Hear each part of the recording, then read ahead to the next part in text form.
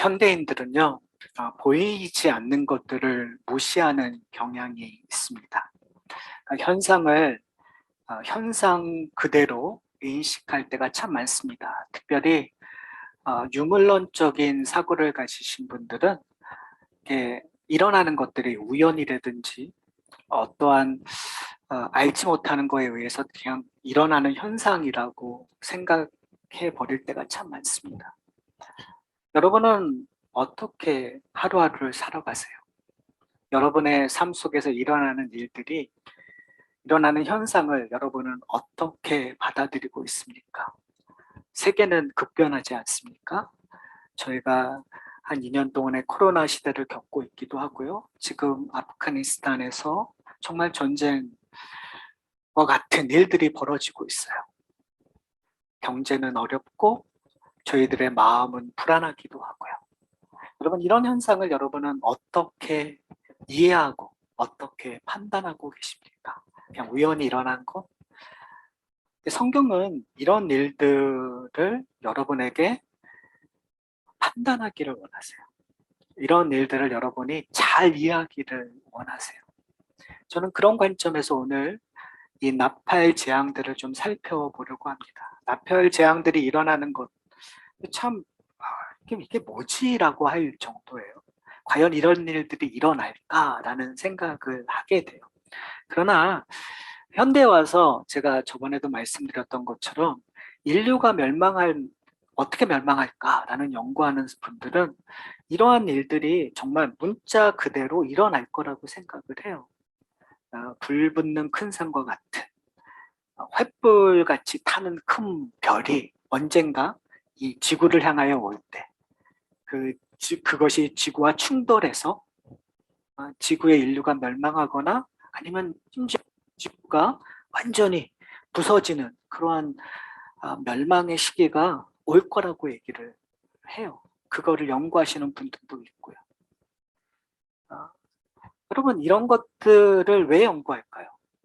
이런 일들의 현상 속에서 그들은 우연이라는 것들을 찾아가서 결국은 어떻게 인류가 이 멸망을 대비할까라는 여러 가지 계획들을 짜게 되겠죠.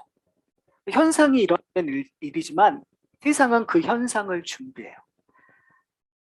저는 여러분에게 특별히 이 종말을 살아가는 우리가 이러한 현상을 통해 현상이 정말 일어나고 있다는 사실을 좀 보셨으면 좋겠어요. 분명히 이게 상징적인 표현들이에요. 그러나 이 상징적인 표현들이 성경적인 언어로 들려질 때 그 상징성이 역사성이 생기고요. 그 역사성이 지금 우리에게 현실적으로 일어나고 있다는 사실을 기억하셨으면 좋겠어요. 왜 그러냐면 이 인생은 우연히 살아가는 게 아니라요. 영적 전쟁을 싸우고 있기 때문에 그래요. 저는 이 요한계시록 특별히 오늘 본문만이 아니라 사실은 요한계시록 전체를 통해서 성도들에게 지금 이야기하고 있는 메시지가 있어요. 그것은 뭐냐면 종말론적인 삶은 영적 전쟁을 싸우고 있는 삶이에요. 그 싸움이 결과론적으로 얘기하면 이미 승리했다라고 얘기하거든요. 그러니까 승리자로서 이 땅에서 어떻게 살아갈 것인가. 제가 설교의 결론에서 이야기해도 되지만 오늘은 설교의 초반에서 이런 모습으로 좀 이야기를 드렸으면 좋겠어요. 이런 모습인 것 같아요. 영적 전쟁이란 무엇인가? 전쟁을 벌이고 있어요. 그런데 정말 우리가 질 것처럼 보여져요. 아무런 희망이 없는 것처럼 보여져요. 그런데 갑자기 하늘에서 폭탄이 떨어지는데요. 우리를 피하고 우리의 적군들에게 떨어지는 거예요. 그때 여러분들은 어떠한 마음을 가질까요? 고립되었고 이제는 질 수밖에 없다라고 생각하는 그 순간 하늘로부터 폭탄이 오는데 그 폭탄이 우리 원수들에게 집중하고 있는 거예요. 우리가 부러워했던 그들의 군사력을 무너뜨리는 것들을 목격하게 돼요. 그럼 우리는 무엇을 품게 되죠? 소망을 품게 되는 거예요. 그 소망이 결국은 어디로 이끌고 가냐면 승리로 이끌고 가요. 성경은 우리에게 그런 승리가 보장되어 있고 오늘 본문에서 일어나는 일들을 통하여 하나님께서 지금 이 땅에 폭탄을 터뜨리고 있구나. 우리의 원수들을 치고 있구나라는 것들을 좀 보셨으면 좋겠어요. 사실은 이러한 설교를 할 때마다 한쪽 마음 구석에 아주 걱정되는 것이 있어요. 뭐냐면은 지금 이러한 일곱 민에서도 그렇고 이제 나팔에도 그렇고 일곱 대접의 재앙에도 그러면 이 하나님의 심판이 기근이라든지 전쟁이라든지 자연재해를 표현하고 있는 것처럼 보여져요. 그럼 우리는 항상 그런 마음을 갖게 돼요. 아니, 사랑의 하나님이, 하나님께서 선하신 하나님이 어떻게 이런 일들을 주십니까? 라고 우리는 반문할 수 있어요. 그래서 우리는 사실은 이렇게 전쟁을 하나님이 막으셔야지. 아니, 기근과 이런 가뭄과 고통을 하나님이 막아주셔야지. 그리고 알 수 없는 일들을 통해서 벌어지는 사건 속에 우리에게 약간의 불편한 마음들이 있어요. 그럼에도 불구하고 저는 오늘 본문 속에서 성도들의 해답을 좀 찾고 싶어요. 왜 그러냐면요. 그 질문은 세상이 세상 나름대로 찾고 있다라는 거예요. 세상은 세상 나름대로 인간들의 악함, 전쟁을 어떻게 이길 건가 노력하고 있고 어떻게 기근과 문제를 해결하려고 해요. 하나님이란 존재를 제외하고. 무슨 말씀인지 아세요? 현상은 다 똑같아요. 근데 하나님을 믿지 않는 사람들은 그들이 우연이라고 하는, 그들이 현상이라고 하는, 그들이 인본주의적 입장에서 그것들을 찾아가고 결과를 얻으려고 해요. 그런데 우리는 무엇하고 있나요? 성도들은 우리에게 주어진 의미를 좀 찾아봤으면 좋겠어요, 오늘. 그래서 오늘은 뭐 다른 거를 찾지 않고요. 과연 이 의미가 어떤 의미인가? 성도들에게 우리는 무엇을 잡아야 되는가를 좀 찾았으면 좋겠어요.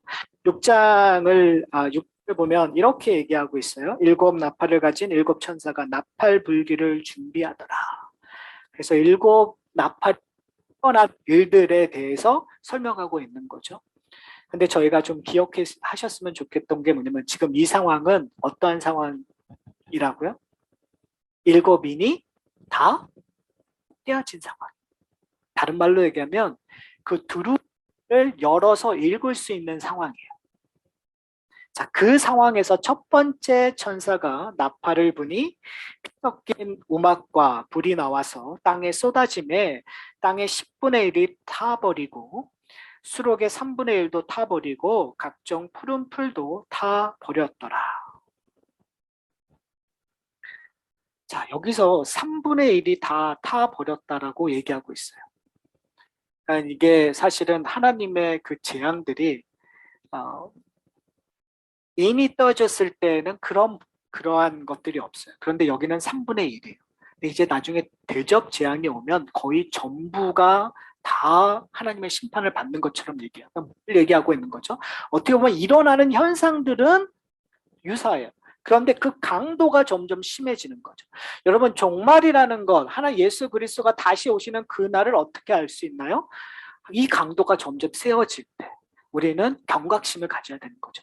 그리스도가 속히 오실 거라는 경각심을 갖고 우리의 마음가짐을 추스려야 돼요. 뭘 하기 위해서? 영적 전쟁을 하기 위해서. 자, 그렇다면 이 일들이 여러분 그 피 섞인 우박과 불이 땅에 쏟아져 버린다고 얘기해요. 그래서 땅의 3분의 1을 태버린다고 얘기해요. 이게 무슨 의미일까요? 뭘 얘기하고 싶은 걸까요? 그러니까 우리는 이 이야기를 보면 우리가 갖고 있는 상식으로 생각할 수 있어요. 그러나 성경에 언한다면 유대인들, 이스라엘 백성들이 이 이야기를 들은다면 뭐가 현상이 될까요? 우박이 떨어지는 역사적인 사건이 있었나요? 이스라엘 백성들에게? 있었죠. 애굽에 출애굽했었을 때 10가지 재앙들이 일어났어요. 근데 그 10가지 재앙들 가운데 7째 재앙이 우박이 떨어지는 거예요. 그런데 그 우박이 떨어지는 표현들을 이렇게 표현하고 있어요. 출애굽기 9장 22절부터 26절에 보면 이렇게 얘기해요. 제가 읽어드릴게요. 여호와께서 모세에게 이르시되 너는 하늘을 향하여 손을 들어 애굽 전국에 우박이 애굽 땅에 사람과 짐승과 밭 모든 채소에 내리게 하라. 모세가 하늘을 향하여 지팡이를 들매. 그 다음이 중요해요. 여호와께서. 누가요? 여호와께서. 모세는 그저 손을 들었 뿐이고 여호와께서 우레소리와 우박을 보내시고 그 다음에 불을 내려 땅에 달리게 하시니라. 여호와께서 우박을 애굽 땅에 내리심에 우박이 내림과 불덩이가 우박에 섞여 내림이 심히 맹렬하니 나라가 생긴 그때로부터 애굽 온 땅에는 그와 같은 일이 없었더라. 여러분, 오늘 본문과 유사하지 않아요? 이스라엘 백성들의 역사 속에서, 그러니까 결국은요, 성경은요, 이러한 환상들, 이러한 이야기를 할 때 그 자체로 이야기하는 것보다는 성경에서 이미 이전에 일어났던 사건을 통해서 이야기하고자 하는 것이 무엇인가를 해석하는 것이 조금 더 나은 것 같아요. 뭘 얘기하고 싶은 걸까요? 그러니까 이걸 이해하기 위해서는 지금 10가지 재앙 갖고 있는 의미를 이야기해야 돼요. 10가지 재앙은 뭐죠? 10가지 재앙을 통해서 궁극적으로 하나님께서 이루고자 하시는 것이 뭐예요? 출애굽하는, 이스라엘 백성들을 구원하는 일들이에요. 그러니까 구원, 누구에게는 구원의 이야기지만 누구에게는 심판의 이야기예요. 근데 더 중요한 것은 뭐냐면 애굽의 10가지 재앙은 단순히 자연을 통해서 하나님이 심판을 내리신다라는 의미보다는 신들의 전쟁, 애굽이 믿었던 신들을 하나님께서 그들을 물리치시는, 그들을 심판하시는 내용들이 일어났단 말이에요. 자, 그렇다면 이 우박이 주는 것, 우박을 통해서 어떤 일들이 일어나죠? 땅이 황폐해지는 것, 땅에 있는 모든 없어지는 것들, 짐승, 그 풍요로움을 주는 그 채소를 포함한 모든 작물들이 다 망가지는 거예요. 여러분, 농사 지으신 분들은 이해가 쉬울 거예요. 우박 피해, 이런 거 하루아침에 그동안 가꿨던 모든 것들이 없어지는 것들을 경험하게 되는 거거든요. 자, 이게 도대체 어떤 의미일까요? 마지막 종말을 살아가는 우리들에게 하늘로부터 우박이 떨어지고 있어요. 여러분은 하늘로부터 우박이, 불과 우박이 떨어지는 걸 경험하십니까?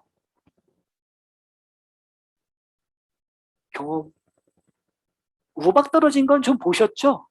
그렇죠? 근데 여기서 제가 그거 보셨냐고 질문하지는 않겠죠? 저의 질문은 이거예요. 여러분이 그렇게 믿고 있었던 사업체가 흔들리는 걸 경험하셨습니까? 여러분이 내 모든 것들을 투자했었다. 그리고 내가 평안을 누리고 있었던 여러분의 저축한 돈이 흔들리고 있는 것 여러분 경험하셨습니까? 사실은 이것은 세상의 돈, 세상의 만몬, 그렇죠? 만몬이라는 신을 섬기는 자들을 향하여 하나님께서 우박을 내리시는 것. 현대의 가장 큰 우상이 뭘까요? 저는 단연코 돈이라고 생각해요. 만몬이라고 생각해요. 현대의 모든 파워는 돈으로부터 시작이 되고, 현대의 여러분 TV를 틀면요 다 만몬을 섬기라는 이야기예요. 열망하게 되잖아요. 그러니까 뭐 하나 새로운 신상이 나오면 그걸 열망하게 돼요. 그 열망하기 위해서 뭐가 필요하죠? 돈이 필요해요. 그 돈을 위해서 내가 어떻게 해야 되는 거죠? 열심히 돈을 벌기 위하여 노력하는 거예요. 그게 우상이 우리를 유혹하는 아주 중요한 모습이거든요. 그러면서 내가 풍요로움을 갖고 있는 것을 통하여 더 이상 하나님을 찾지 않는 거죠. 하나님이 필요 없는 거죠. 자, 영적 전쟁을 하는 성도들은 이 종말론적인 삶 속에서 뭘 발견해야 되냐면 지금 하늘에서 우박이 내렸을 때 우리가 갖고 있었던, 우리가 신뢰하고 우리가 평안을 누리고 있었다고 생각했던 것이 만약에 만몬이라면, 난 말로는 하나님을 신뢰합니다, 말로는 하나님 없이는 못 산다고 했던 우리가 결국은 두 마음을 품고 있었고 결국은 내 속내는 내가 갖고 있는 사업체, 내가 갖고 있는 물질, 그것들이 흔들렸을 때 하나님을 찾지도 하나님을 바라보지도 않고 있다면 우박이 우리에게는 심판이 될 거야. 그리고 은혜가 임한다면 그 우박 속에서 하나님을 바라보겠죠. 이 애굽의 7장에 참 재미있는 것들이 있어요. 그것이 뭐냐면 애굽에는 우박이 다 떨어졌는데 한 곳만 우박이 떨어지지 않았어요. 거기가 어디죠? 고센 지방. 이스라엘 백성들이 있었던 고센 지방. 자, 그러면 이것을 그냥 우리가 직접적으로 적용하면 맞아. 그리스도인들 예수 잘 믿으면 예수 잘 믿는 그 가정에게는 이런 우박 떨어지는 일이 없을 거야. 교회 공동체는 우박 떨어지는 일들이 없을 거야. 여러분 이때 아멘 하셔야죠. 우리는 너무 거기에 아멘 하고 싶어해요. 그게 이루어지길 원해요. 그러나 사실은 그런 일들이 일어나고 있지 않죠. 여러분 코로나 아니면은 이 금융 위기 여기에 성도들은 비껴나가나요? 교회는 비껴나가나요? 그렇지 않아요. 수많은 교회들이 파산하기도 하고 건물을 팔기도 하고 번개를 치는데 교회 철탑에 번개가 내려지기도 하고 그런 일들을 우리는 보게 돼요. 그렇다면 이것은 무엇일까요? 우박을 피하는 우박이 떨어지지 않는다는 의미가 더 이상 아니에요. 그 말의 의미를 우리가 영적 전쟁으로 해석한다면 더 이상 우리는 돈과 만몬을 섬기지 않기 때문에 우리는 돈과 만몬에 좌지우지되지 않는다라는 거예요. 왜요? 돈이 첫 번째 우선순위가 아니니까요. 우리의 우선순위는 누구예요? 하나님이세요. 그렇기 때문에 하나님 안에 있는 공동체는 하나님 안에 있는 가정은 아무리 우박이 우리의 풍요로움을 뺏어 가더라도 위조할 수 있는 거죠. 세상이 보기에 이상한 일들이 일어나고 있는 거예요. 저는 종말을 살아가는 성도들, 교회들이 과연 이 일들을 보여주고 있는가? 궁극적으로요. 지금 이 나팔, 대접, 이 재앙 속에서 남은 자들의 공동체가 있어요. 그 남은 자들의 공동체가 예수 그리스도를 증거하는 일들은 이 영적 싸움에서 이기는 싸움이에요. 영적 싸움에서 이긴다라는 것은 뭐냐면 똑같이 재앙을 받고 있는데 한 공동체는 한 가정은 예수 그리스도로 말미암아 기뻐하는 거예요. 예수 그리스도로 말미암아 담대하게 참아내는 거예요. 사랑하는 성도 여러분, 우리는 그것을 경험하고 있습니까? 여러분, 그것을 경험하기 위해서 여러분들이 붙잡고 있는 것이 무엇입니까? 내가 조금 더 열심히 일해야지, 내가 조금 더 무엇인가 해서 이 문제를 해결해야지. 그 방편으로 여러분 기도하고 계십니까? 내 문제를 해결하기 위해 기도하는 거, 그거와 나로 말미암아 끝없는 기쁨이 오는 하나님으로 말미암아 기도하는 것은 본질적으로 틀려요. 내 문제를 해결하기 위하여 기도하는 것은 그것이 해결되지 않았을 때 오히려 하나님으로부터 떠나게 만들어. 그러나 우리의 중심이 하나님이라는 것들을 고백하는 기도는 어떠한 고난과 어려움으로 와도 결국 우리를 흔들리지 않게 한다는 거죠. 사랑하는 성도 여러분, 그 다음에 오늘 세 번째 그 나팔 재앙이 일어나고 있는데요. 이 공통점은 뭐냐면 하나는 바다에 떨어지고 하나는 강에 떨어져요. 근데 이 공통점은 다 물을 마시지 못하게 하는 거예요. 첫 번째 바다에 떨어지는 것은 3분의 1이 피가 되는 일들이 일어나요. 그리고 두 번째 강에 떨어지는 것은 물이 쓰어지는 것들이 일어나요. 그런데 자세히 보면은요, 여기서 떨어지는 내용들이 두 번째는 불붙은 큰 산이라고 얘기하고 있어요. 그 다음에 세 번째는 그 계명성과 같은 큰 별들이 이제 떨어지는 것들이 기록되어 있습니다. 그런데 이 두 개 다가 구약에서 한 나라를 상징적으로 표현할 때 쓰여져요. 예레미야 51장 25절에 보면 이 불붙은 큰 산을 이 바벨론으로 상징해요. 제가 읽어드릴게요. 여호와의 말씀이니라 온 세계를 멸하는 멸망의 산아, 그렇죠? 멸망의 산이 있는 거예요. 큰 산이요. 보라, 나는 내 원수라. 나의 손을 내 위에 펴서 너를 바위에서 굴리고 너로 불탄 산이 되게 할 것이니라. 예레미야에서 그 여기서 얘기하고 있는 불탄 큰 산은 바벨론이에요. 그럼 한번 생각해 보세요.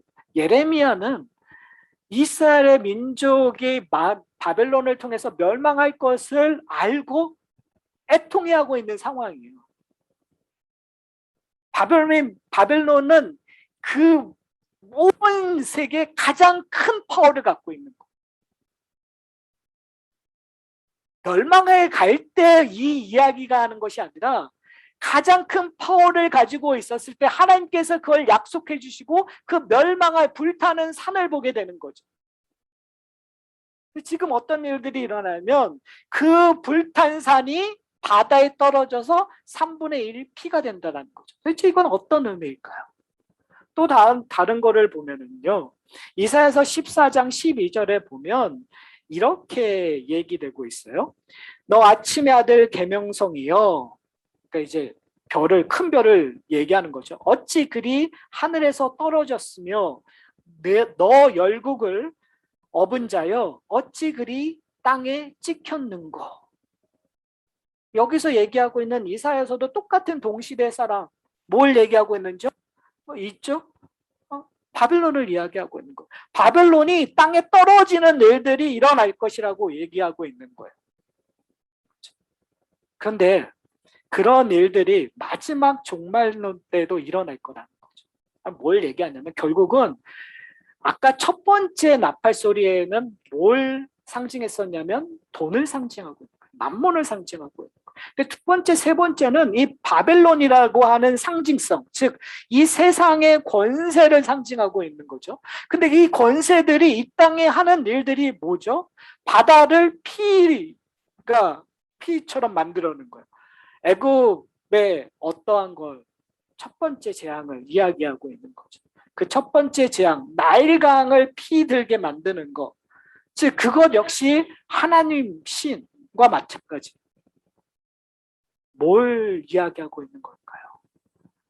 세상은요. 그 권력을 의지한단 말이에요. 하나님을 의지하기보다는 세상의 제국, 세상의 권력, 세상의 파워를 의지하는 거죠.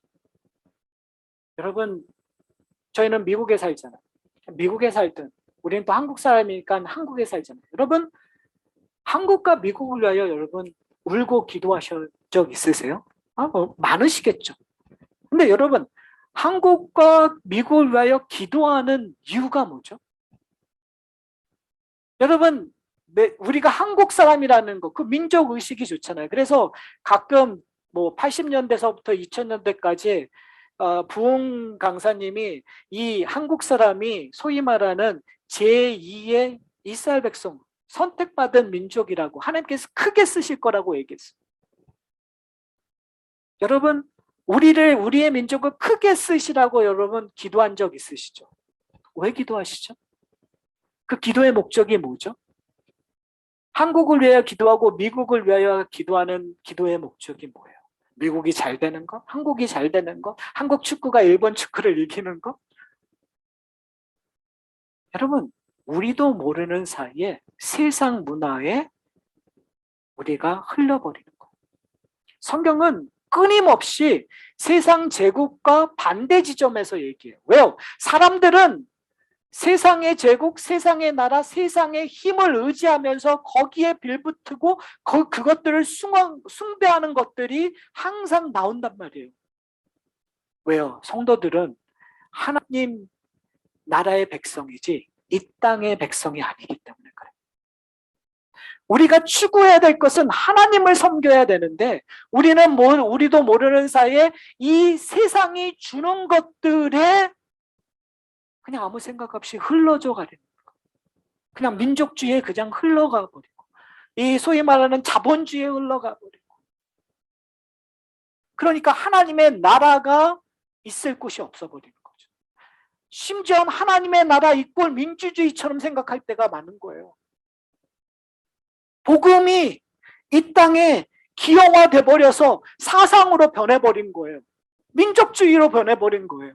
하나님이 없는, 복음이 없는. 뭘 얘기하고 있는 걸까요? 하나님의 심판이 제국의 멸망으로, 낙망으로, 문화의 멸망으로 드러날 때 그것이 은혜일 수 있다는 거예요. 성도들에게는. 더 이상 나라의 소망이 없어지는 거죠. 여러분, 그래도 우리가 한동안에 미국에 사는 걸 되게 자랑스럽게 여겼잖아요. 우리도 미국에 산다고. 그런데 이 코로나 시대를 지나면서 야, 미국도 별거 아니구나. 그렇죠? 이게 은혜일 수 있다는 거예요. 왜요? 우리는 뭘 열망하게 되는 거예요? 하나님의 나라를 열망하게 되는 거예요. 이 땅의 정치에 저도 상당히 관심이 많아요. 그래서 소위 말하는 사람이 바뀌고 시스템이 바뀌면 뭔가 해결될 것처럼 생각해서 거기에 소망 둘 때도 있었어요. 그러나 결국은 누가 되든 거기서 거긴 것 같아요. 제가 이렇게 얘기하는 건 좀 그렇지만 제 포인트는 뭐냐면 우리가 소망해야 될 것은 이 땅의 시스템이 변하는 것이 우선순위가 아니라 그것도 중요하지만 그것이 일반적인 은혜로 분명히 드러나야 되지만 성도들이 소망받아야 될 것은 뭐냐면 하나님의 나라의 도래예요. 하나님의 나라를 이 땅에서 얼마만큼 선하게 선포되는 건가? 만약에 하나님의 백성들이 그것이 선하게 선포된다면 그것이 자본주의든 그것이 사회주의든 상관이 없는 거예요. 그렇죠? 거기에서 빛과 소금의 역할을 하니까. 중요한 것은 뭐냐면 이 종말론적인 사회를 살아갈 때 시스템은 무너질 거예요. 문화는 점점 나빠져 갈 거예요. 그때 성도들은 뭐 해야 되냐면 깨어있어서 영적 전쟁을 해야 되는 거죠. 그 영적 전쟁을 하기 위하여 이 현상을 보면서 뭘 바라봐야 되냐면 더 이상 내가 붙잡아야 될 것은 이 땅의 사상도 아니고 정치적인 시스템도 아니고 이 세상의 문화도 아니라 오직 하나님의 나라라는 것을 저희가 붙잡아야 되는 거예요. 그래서 네 번째 이 나팔이 불 때 어떤 일들이 일어나냐면요. 하늘에 있는 광명체들이 타격을 받아서 3분의 1 빛을 잃어버리는 거예요. 광명체가 뭐가 있죠? 해와 달과 별이 있어요. 재밌는 게 뭐냐면 창세기에 보면 이 광명체들이 언제 창조가 되죠? 네 번째 날에 창조가 돼요. 근데 재밌게도 해와 달이라는 표현을 안 써요. 왜 안 쓸까요? 그것은 출애굽기 10번째 재앙, 흑암 재앙과 똑같이 돼요. 왜요? 이 애굽은 뭘 섬겼죠? 태양신을 섬겼었단 말이에요. 그러니까 하나님께서 흑암을 만든다라는 건 태양신과의 전쟁 속에서 그 태양신을 이기시고 승리하셨다는 것을 보여주는 거예요. 왜 창세기 네 번째 날 때 해와 달이라는 언어를 표현하지 않고 그냥 광명체라고 얘기하면 사람들은 해와 달을 섬겼는데 그 해와 달은 단순히 뭐라는 사실을 우리에게 이야기해 주고 싶은 거예요. 피조물이라는 거예요. 하나님께서 창조하신 피조물을 너희가 섬기고 있다는 것을 보여주기 위하여 그런 표현을 쓴 거죠. 사랑하는 성도 여러분, 지금 무엇을 얘기하고 있냐면 우리들은 종교적으로 하나님을 찾고자 하는 열망 속에서 살아가요. 이 종말론적인 세상은 그 종교성이 없어지는 게 아니라요. 종교성이 더 과다하게 나타날 수 있어요. 그래서 뭐 다른 종교들, 이 세상에 있는 어떤 것들을 다 찾는 거죠. 그때 어떤 일이 일어나면 하나님의 마지막 심판 때 이 흑암 재앙처럼 일어나는 일들이 일어나는 거죠. 종교의 힘들이 없어지고. 그러니까 종교의 힘이 없어지는 의미는 뭐냐면요. 심지어 기독교의 힘이 없어지는 것도 어떤 의미에서 잘못된 것들에 우상시 되는 것들의 힘들이 없어지는 건 전 나쁘다고 생각하지 않아요. 왜요? 결국 우리가 바라봐야 될 것은 뭐밖에 없으니까요. 온전한 하나님밖에 없으니까. 영적 전쟁을 겪는 우리들이 해야 될 것은 뭐냐면 우리가 바라보고 있고 우리가 섬기고 있는 하나님이 누구신지를 알아가는 거죠. 제가 첫 번째서부터 네 번째 나팔 재앙들을 설명해 드렸어요. 어떻게 보면 현상적으로 이 땅에서 돈을 추구했던 세상들이 몰락하는 일들이 일어났고 권세 잡은 자들이 몰락하는 일들이 일어났고 그리고 자연재해처럼 보이는 그리고 종교적인 성향들에 있는 사람들이 몰락했었을 때 과연 하나님 믿는 자들 당신들은 어디 서 있느냐라는 나팔의 경고의 메시지가 울려 퍼지고 있다는 사실을 우리가 기억하고 있냐는 거예요. 아마 세상은 현상적인 모습을 보고 자기 나름대로 계획할 거예요. 어디에 투자하면 성공할 거예요. 내가 어떤 노후 대책을 위해서 뭘 하면 될 거야. 아, 정치적인 시스템은 지금 이렇게 사람들이 잘못됐으니까 이런 사람들이 되게끔 시스템을 만들어야 돼. 더 좋은 시스템을 만들기 위해서 정치적으로 더 부강한 나라가 되기 위하여 군사력을 만든다든지 여러 가지 아이디어를 만들어 할 거예요. 과연 우리는 영적 전쟁을 싸우고 있다는 우리는 이러한 현상들이 일어났을 때 과연 무엇을 보고 있는가요? 저는 그 힌트가 오늘 본문 마지막 절에 있다고 생각합니다. 13절에 보면 이렇게 얘기하고 있어요.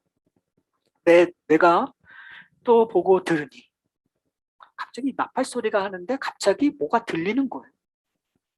이게 어떻게 보면은 저 같으면 곧장 5번째 나팔 소리를 듣고 싶은데 성경은 의도적으로 야 집중해 다른 소리 한번 들어봐 라고 얘기하는 것 같아요. 근데 전 사실은 이 이야기가 성도들에게 남은 자들에게 이야기하고 있는 소리처럼 들려요. 자 한번 보세요. 공중에 날아가는 독수리가 큰 소리로 이르되 독수리 하면 사실은 성도들을 이렇게 품는 보호하고 있는 그런 이미지가 참 많잖아요. 근데 그 독수리가 큰 소리로 이르되 땅에 사는 자들에게 화가 있으리되 그리고 이제 설명해줘요. 이 화가 뭔지. 세 천사들이 불어야 할 나팔 소리가 남아 있습니다. 그러니까 이제 화가 있는데 나머지 세 천사가 이제 부르면 그 화가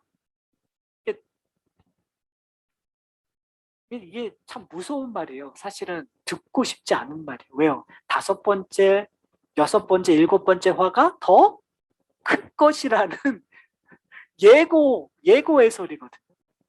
근데 저는 이 예고의 소리가 성도들에게는 희망의 소리처럼 들려요. 왜 그러냐면 이 나팔 소리 전에 7민을 뗐었을 때도 누가 이 재난에서 설 거라는 질문을 던졌었잖아요. 근데 그 설 사람들이 누구라고요? 흰옷 입은 무리라고 얘기했잖아요. 14만 4천 명이라고 얘기했잖아요. 예수 그리스도의 어린 양이신 예수 그리스도로 말미암아 죄 씻음을 받은 자라고 성경은 우리에게 얘기하고 있어요. 그럼 뭐냐면 화라고 얘기했었을 때 그 자들을 하나님께서 보호하실까요 안 하실까요? 보호하실까요 안 하실까요? 하시겠죠. 화인데 그곳에 은혜가 임하는 놀라운 것을 경험하게 될 거예요. 누가요? 바로 하나님의 공동체가요. 바로 그곳이 고센 지방이 되는 거예요. 바로 그곳이 하나님의 임재를 경험하는 교회 공동체가 될 거예요. 근데 그 교회 공동체는 세상의 원리대로 움직이지 않는다라는 거죠. 세상의 원리대는 그 현상들을 어떻게 해결하는가에 있어요. 어떻게 돈을 많이 벌 것인가, 어떻게 권력을 쟁취할 것인가, 어떻게 세상에서 더 멋있게 더 능력을 가지고 만들어낼 것인가에 골몰하게 돼요. 그러나 하나님의 공동체는 어디 안으로 들어가죠? 예수 그리스도 안으로 들어가는 공동체. 하나님으로 만족하는 공동체. 마지막 10번째 재앙, 애굽의 10번째 재앙이 뭐죠? 유월절이죠. 유월절. 유월절 때 이 경험을 하는 거죠, 이스라엘 백성들은. 죽음의 신이 애굽에 있는 모든 장자를 죽일 때 이스라엘 백성들은 집에는 울음소리가 나지 않았어요. 왜요? 하나님께서 그들을 덮고 계십니다. 하나님의 신이 그들을 덮고 있습니다. 여러분, 종말을 살아가는 이 세상에 세상은 수없는 소리를 낼 거예요. 그때 하나님의 공동체는 감사의 소리와 은혜의 소리를 낼 수밖에 없어요. 왜요? 하나님께서 덮고 계시니까. 중요한 것은 뭐냐면 그걸 여러분 보고 계십니까? 중요한 것은 무엇이냐면 여러분 그것을 경험하고 계십니까? 그래서 영적 전쟁이라는 거예요. 우리는 영적 전쟁으로 부르심을 받은 자란 말이에요. 이 세상의 현상을 그냥 현상으로 인식하는 것, 그 현상을 영적으로 해석해서 다시 한번 하나님을 붙잡는 저와 여러분이 되셨으면 좋겠어요. 하나님으로 만족하고 하나님으로 이 땅에서 승리하는 삶. 그러기 위해서 우리는 어떻게 해야 될까요? 깨어 있어야 돼요. 그래 어떻게 해야 될까요? 성령 없지 않은 삶을 살아야 돼요. 여러분, 왜 우리가 신앙생활하기 어려운지 아세요? 세상에 휩쓸리는 게 너무 쉬워요. 참 어려운 게 뭐냐면 더러운 걸 깨끗하게 하는 거 참 어려워요. 근데 깨끗한 걸 더럽히는 건 너무너무 쉽지 않아요. 마찬가지인 것 같아요. 내가 영적으로 하나님 앞에 거룩해지는 건 너무너무 싫어. 너무너무 힘들어. 그런데 내 영적인 상태가 무너지는 건 순식간이에요. 이게 우리의 현실이에요. 그리고 우리 앞에 있는 장애물이에요. 그렇기 때문에 우리가 노력해야 돼요. 성령의 도우심을 받아야 돼요. 내가 무너지지 않기 위하여 끊임없이 하나님의 은혜를 갈구해야 돼요. 끊임없이 하나님을 붙잡아야 돼요. 제가 예배 드렸을 때 첫 번째 알람 얘기했잖아요. 우리를 집중해 하고 우리를 경고하는. 지금 이 나팔 소리는 사실은 경고의 음이에요, 여러분. 그 경고의 음을 지금 들리셨으면 좋겠어요. 알람 소리를. 지금 네가 가고 있는 일 잘못 가고 있으니까 깨어라. 하나님의 말씀에 집중해라. 기도에 집중해라. 너의 삶을 하나님이 기뻐하시는 삶에 살도록 집중해라.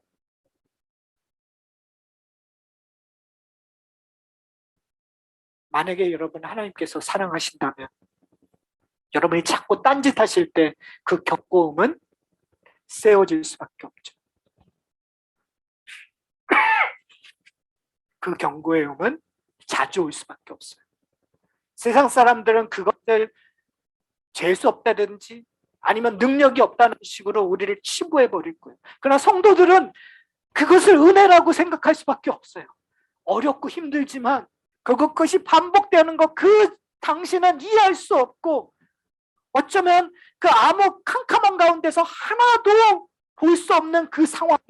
그런데 뒤돌아보면 그 칠흑같이 어두울 때 빛을 보게끔 하여 주시고 결국은 그것을 탈출하게 하시고 결국은 하나님을 붙잡게 해주셨다는 것, 더 큰 은혜를 주셨다는 것들을 고백하게 될 거예요. 그것이 남은 자이고 그것이 남은 자의 공동체예요, 사랑하는 성도 여러분. 그래서 예배는 우리로 하여금 다시 한번 일깨워 주시는 거예요. 깨어 있으라고요. 여러분에게 만약에 알람의 소리가 울리고 있다면 여러분 그것을 좌절의 음으로 듣지 않으셨으면 좋겠어요. 그것을 기쁨의 소리로, 그것을 능력의 소리로, 그것을 은혜의 소리로, 그것을 긍휼의 소리로 듣고 다시 한번 우리의 삶을, 우리의 모든 것들을 추려서 다시 한번 하나님 앞에 집중하는 저와 여러분, 우리 가정, 이 공동체 되기를 소원합니다. 우리 다 같이 기도하시겠습니다. 우리 함께